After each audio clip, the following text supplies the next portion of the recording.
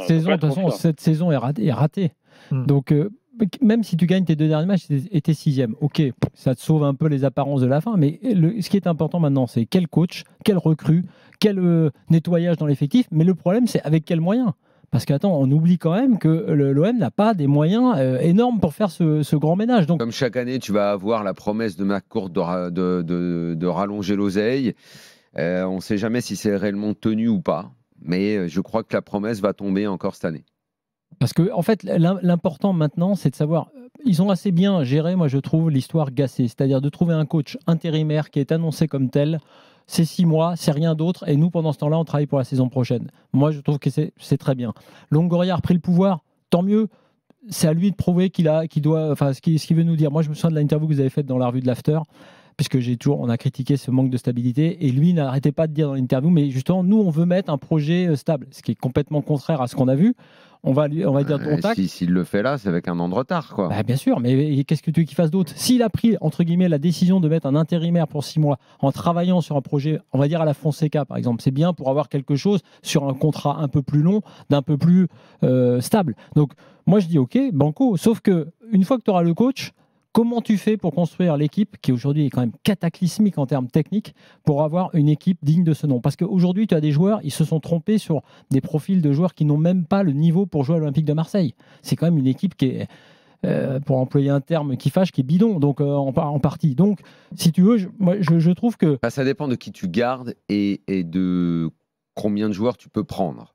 C'est pas toujours forcément une histoire d'oseille, surtout en Ligue 1, si tu arrives à trouver le coach qui te fait bien jouer l'équipe.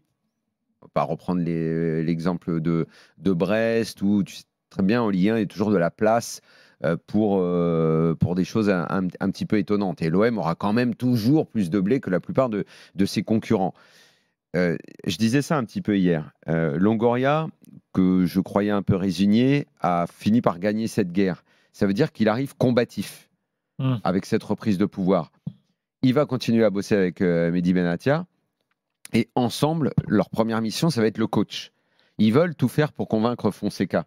Mais Fonseca, le faire sortir d'une équipe qui va peut-être jouer la Ligue des Champions pour aller vers une équipe qui, au mieux, jouera la petite Coupe d'Europe, ça veut dire que tu vas faire exactement ce que tu as dit, Flo, c'est le convaincre sur un projet de 3 ans. En gros, tu viens... et on va te donner les moyens, parce qu'a priori, quand il démarre Fonseca avec Lille, il n'y a pas des stars dans l'équipe non plus. Mais tu vas bosser, on va te laisser le temps, on va essayer de te trouver, parce que cette équipe a besoin, on va dire, d'un défenseur. Il faut voir si Balerdi s'en va, parce qu'il y a une offre à plus de 20 millions, évidemment, qui vont prendre l'oseille. Mais s'ils vont chercher un défenseur, est-ce qu'Aubameyang reste ou pas? Tu as ton buteur, Rongier va quand même finir par revenir. Évidemment, dit comme ça, je vais difficilement aller au-delà de 6 joueurs de très bon niveau. Oui, il va falloir et le talent de l'entraîneur et quand même 4-5 joueurs et des joueurs de ballon. Parce que Fonseca, pour qu'il travaille, il faut des joueurs de ballon. Il ne faut pas des coureurs à pied. S'il prend Gel Gomez avec lui, tu vois, je te dis d'accord. Il ne faut pas des coureurs à pied, genre Sarr, Mumbagna, ce genre de joueurs-là. C'est pour ça que si tu regardes l'effectif d'aujourd'hui... Ou comme il s'appelle, Ndiaye aussi. Si tu as aujourd'hui sur l'effectif type, l'équipe type, tu as 6 joueurs, comme tu dis, tu as la moitié de l'équipe qui n'est pas suffisamment technique pour un coach comme Fonseca et pour une équipe comme l'OM. Ça, c'est dans l'équipe type. Le banc de touche, je te rappelle que parfois, Gasset ne faisait même pas tous ces changements parce qu'ils n'avaient même pas de banc de touche. Non, mais on est dans un cas d'une équipe de l'OM qui doit jouer le podium avec un effectif à 14 joueurs. Beaucoup de blessés, donc ça, on le dit jamais assez, mais le staff médical, c'est très important. Flo Germain, on avait parlé, apparemment, il y aura aussi, dans tout le chantier qu'on évoque, c'est-à-dire le coach, les recrues, ceux que tu vas pouvoir... voir disparaître comme Correa, puisque l'option ne sera pas levée. Mais il y a ici, effectivement, ce qu'on ne voit pas, le plus invisible, le staff médical qui a largement fauté cette année, effectivement.